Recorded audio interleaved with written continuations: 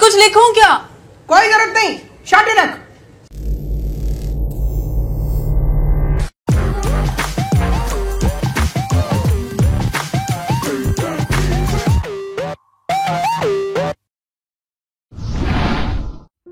Kisah ini diawali dengan kesibukan seorang ibu yang mempersiapkan perlengkapan sekolah putrinya.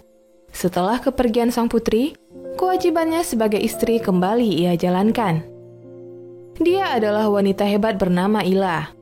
Meskipun tidak pernah dianggap oleh suaminya setelah mereka memiliki anak, Ila tetap berusaha menarik perhatian suaminya.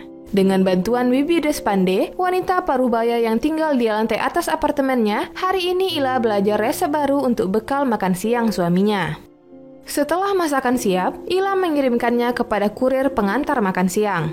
Di India, kurir pengantar bekal makan siang adalah sebuah pekerjaan yang banyak dilakukan karena kemacetan di India membuat tiap keluarga susah mengantarkannya. Dalam perjalanan sampai ke kantor suami Ila yang bernama Rajiv, kotak bekalnya ternyata tertukar dengan milik orang lain.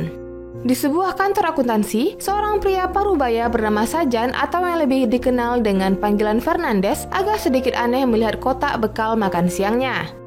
Semenjak kematian istrinya, Sajan memilih catering makan siang pada sebuah warung makan. Namun kali ini menunya berbeda, lebih mewah dan lebih lezat dari biasanya. Saat itu, seorang pegawai magang yang akan menggantikan dirinya yang sebentar lagi akan pensiun datang. Namun Sajan memintanya datang setelah makan siang nanti pukul 15.45 menit. Di tempat Ila, ia kaget melihat kotak makan siangnya telah kosong. Ila gembira pertanda suaminya menyukai masakannya. Namun saat sampai di rumah, suaminya justru tetap bersikap dingin padanya dan mengatakan kalau cuma kembang kolnya saja yang enak. Padahal Ila tidak memasak itu sebelumnya. Di sini Ila mengambil kesimpulan bahwa kotak makan siang suaminya telah tertukar. Esoknya Sajan kembali heran melihat kotak bekal makan yang sama dan menunya lebih bervariasi dari hari sebelumnya. Di sana dia mendapat surat dari Ila. Ila sadar bahwa kotak makan siang suaminya telah tertukar. Tapi entah mengapa Ila senang sebab makanan yang ia masak dihabiskan. Jadi kalau memang kali ini kotak makanan tersebut tetap tertukar, Ila berharap agar orang yang memakannya dapat menikmati. Tak disangka surat Ila berbalas. Saat kotak makan siangnya kembali, ia mendapat balasan dari Sajan kalau makanannya hari ini keasinan. Hal ini Ila sampaikan pada Bibi Despande yang berada di lantai atas apartemennya.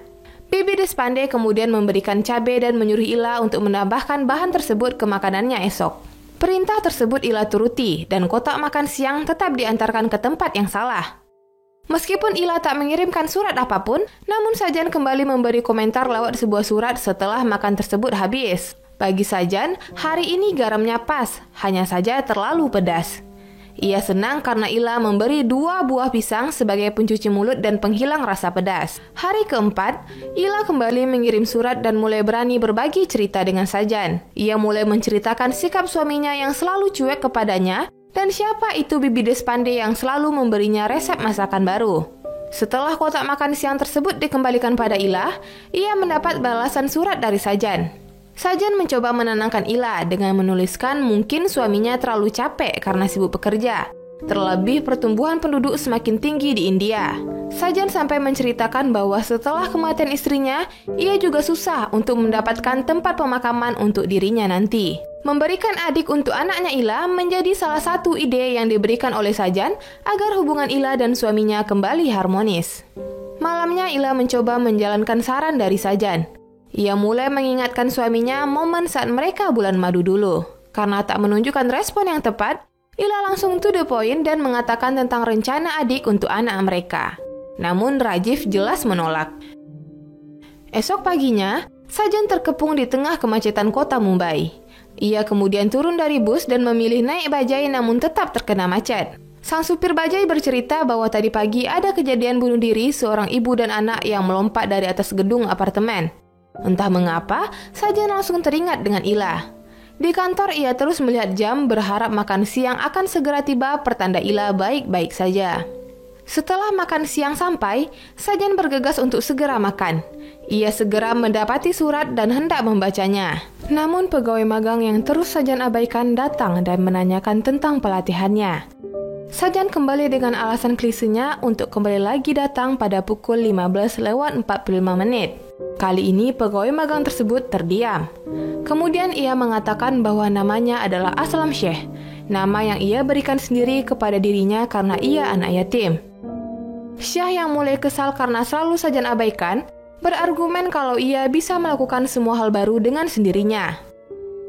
Mendengar ucapan ini, Sajan langsung meminta Syekh untuk datang ke mejanya dan menghitung lembaran tagihan di sana.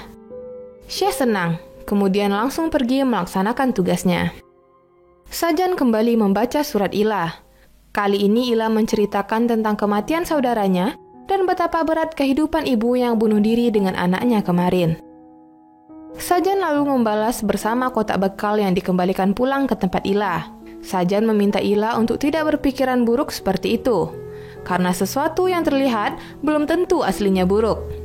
Sajan pun menceritakan kejadian memalukan antara dirinya dan seorang nenek di dalam bus hingga membuat Ilah tertawa membaca suratnya. Sepulang bekerja, Sajan diikuti oleh Syekh yang ingin mengenal lebih dekat dirinya. Di dalam kereta, Syekh berkata bahwa kereta yang salah dapat mengantarkan kita ke stasiun yang tepat. Hal ini kemudian menjadi buah pikiran bagi Sajan. Sesampainya di rumah, Sajan memutar kaset rekaman acara komedi yang selama ini istrinya gemari. Keesokan harinya, kotak makan siang berisi surat curhatan kembali lagi ke tangan Sajan.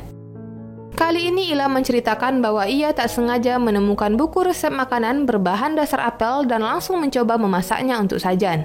Tentu saja masakan Ilah ini sangat disukai Sajan, bahkan lebih enak dari masakan terong, makanan favoritnya. Saat sedang menikmati masakan Ilah, Syekh datang dan memuji masakan tersebut. Sajan tersenyum mengiyakan. Syekh kini selalu datang ke meja Sajan untuk mencicipi bekal makan siang dan menukarnya dengan buah yang ia miliki.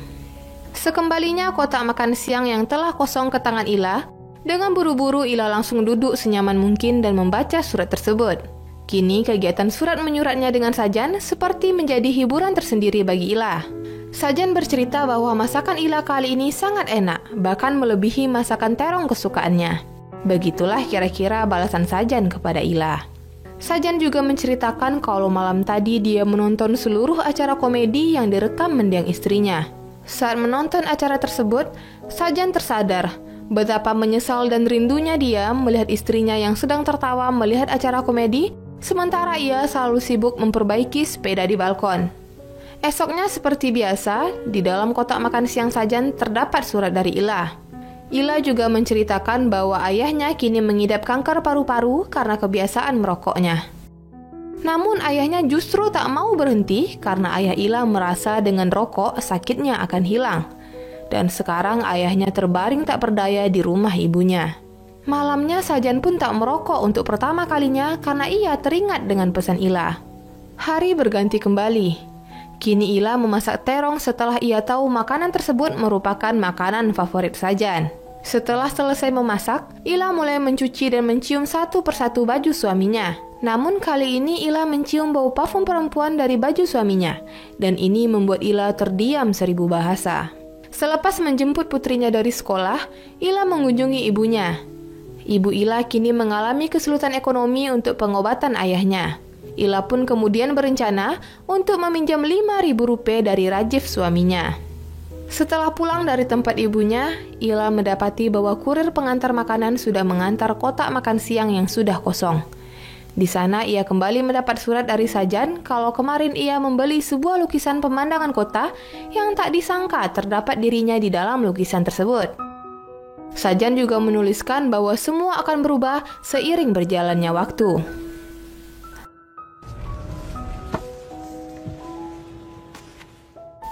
Hari berikutnya Sajan mendapat surat balasan dari Ilah.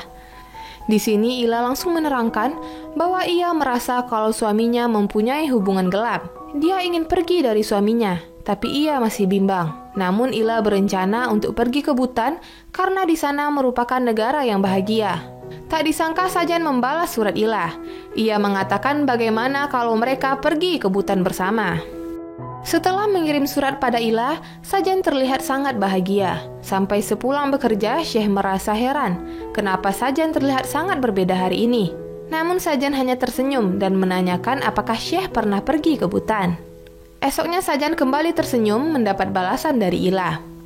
Ila bertanya, bagaimana mungkin mereka bisa pergi ke Butan sementara Ila tidak tahu namanya. Tepat saat itu Syekh kembali datang membarter buahnya dengan sedikit bekal makan siang Sajan. Sorenya Ila mendapat balasan dari Sajan. Ila baru tahu ternyata nama pria yang selalu surat menyurat dengannya adalah Sajan. Nama salah satu judul film India. Ila langsung menulis balasan untuk Sajan keesokan harinya. Ila berkata bahwa ada beberapa baris surat yang ia hapus karena ia ingin menyampaikan secara langsung kepada Sajan. Ila menunggu Sajan besok siang pukul 1 di kafe Cooler di daerah Matunga. Setelah membaca surat tersebut, Sajan terlihat bahagia. Tapi bahagianya tak bertahan lama karena salah seorang pegawai memanggilnya ke ruang bos. Sesampainya di ruang bos, Sajan melihat Syekh sedang duduk tertunduk. Ternyata ia dimarahi karena salah membuat laporan keuangan. Namun Sajan melindungi Syekh dengan mengatakan bahwa dia yang membuat laporan tersebut dan dia akan memperbaiki semuanya hari ini. Syekh merasa bersalah. Ia mengundang Sajan untuk makan di rumahnya. Malamnya di rumah Syekh setelah Sajan makan, Sajan bercerita kalau dia sudah mempunyai pacar bernama Ila. Oleh karena itu, Syekh meminta Sajan untuk datang ke pernikahannya sebagai wali dari pihak laki-laki bersama Ila, karena Syekh hidup sebatang kara. Sajan menyetujuinya. Esok paginya, Sajan sudah bersiap-siap dengan sangat rapi karena siang ini akan bertemu dengan Ila. Di atas kereta, seorang pria mempersilahkan Sajan untuk duduk karena ia akan segera turun. Siangnya Ila sudah menunggu-nunggu di kafe yang mereka janjikan. Namun Sajan tak kunjung datang. Singkat cerita, esok harinya Sajan mendapat kotak makan siang yang diantar padanya kosong, tak berisi makanan apapun. Sajan paham bahwa Ila pasti marah. Sajan kemudian menulis surat pada Ila. Pagi kemarin sebenarnya ia sudah bersiap-siap dengan serapi mungkin. Namun saat ia masuk ke toilet untuk berkaca, ia mencium bau kakeknya padahal kakeknya telah tiada. Di atas kereta pun orang-orang sudah memperlakukannya dengan khusus, seolah kasihan. Ini pertanda bahwa dirinya sudah tidak muda lagi. Sajan sebenarnya datang ke kafe siang itu. Dia melihat Ila sangat cantik dan masih muda, sementara dirinya sudah tua dan dipenuhi dengan uban. Itulah yang membuat Sajan tidak jadi berani menemui Ila. Keesokan harinya, Ila sudah tidak menitipkan makan siang lagi. Sajan juga datang menghadiri pernikahan Syekh seorang diri, sekaligus pamit bahwa dia esok akan kembali ke kampung halamannya. Di tempat lain, Ila juga mendapat kemalangan karena ayahnya telah wafat. Pagi ini Sajan sudah berada di atas kereta. Sementara di tempat lain, Ila berdebat dengan kurir pengantar makan siang bahwa selama ini makanannya diantar ke tempat yang salah. Namun kurir ini bersikeras bahwa dia sudah mengantar ke alamat yang tepat. Karena tak percaya, Ila langsung mengantar sendiri makanan tersebut hari ini. Sesampainya di kantor, Ila justru tidak menemui seseorang yang bernama Sajan Fernandes, namun ia malah menemui Syekh. Syekh berkata bahwa Sajan telah pensiun dan telah pindah ke kampung halamannya. Selama berada di kereta, hati Sajan mendadak bimbang untuk pergi. Tak disangka-sangka sore harinya Sajan telah kembali lagi ke rumahnya dan membuat anak tetangga sempat keheranan. Keesokan harinya, Sajan mendapat surat dari Ila yang ia titipkan kepada Syekh. Ila tidak tahu bahwa Sajan tidak jadi pergi. Ia menuliskan bahwa hari ini ia akan menjual semua emas miliknya dan pindah ke Butan bersama anaknya. Di akhir cerita, penonton dibuat sedikit kebingungan. Sajan yang tidak mau kehilangan Ila menaiki kereta menuju ke Butan. Namun anehnya, Ila ternyata tidak jadi pergi, sementara Sajan telah berangkat ke Butan. Kemudian cerita berakhir.